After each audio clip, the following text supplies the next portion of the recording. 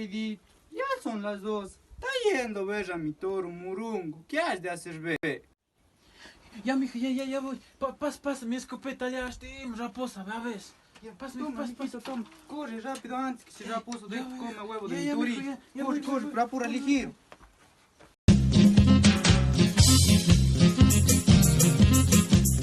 Mana siya ko palito, at magkay na marili.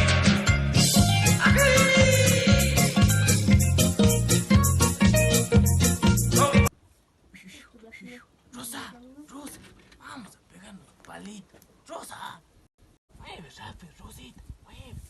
Chinito Leopoldo, usted también. Venga, rapidito, para echando una changadita antes que venga el cachudo de mi marido. Mueve, antes que vea tu marido. Ahora sí.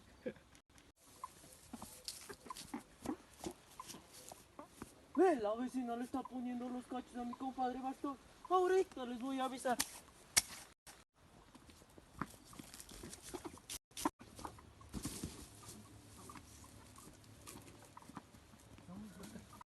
Vecino, ¿dónde estará mi vecino, carajo?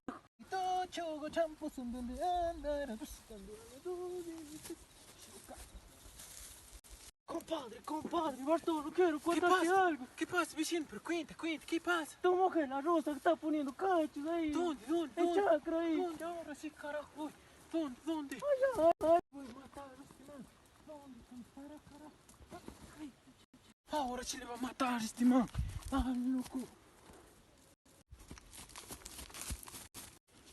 Ay, Rosa, ¿qué está haciendo ahí? Ay, No lo vecino, puedo creer. ay, vecino, maridito.